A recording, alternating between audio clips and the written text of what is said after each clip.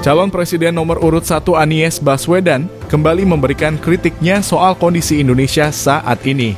Di mana menurut Anies Baswedan, kondisi hukum khususnya di Indonesia sedang tidak baik-baik saja. Anies menyebut seharusnya kekuasaan diatur oleh hukum, bukan hukum yang diatur oleh penguasa. Hal itu disampaikannya di hadapan ribuan relawan sahabat Anies bersama Imin di Hall A-Basket Gelora Bung Karno, Senayan, Jakarta, Minggu 26 November 2023.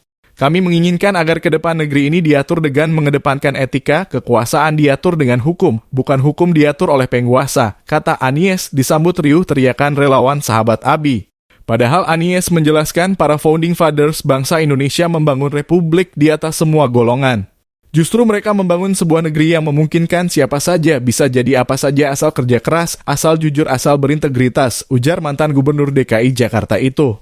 Sebab itu dia bersama Muhaimin Iskandar bertekad mengembalikan spirit itu jika memenangkan Pilpres 2024. Mari kita kembalikan spirit republik ini pada spirit para pendiri republik. Kita ingin negeri ini tetap menjadi negara hukum bukan negara kekuasaan, ucap Anies. Karena ketika negeri ini adalah negara hukum, maka penguasa diatur oleh hukum.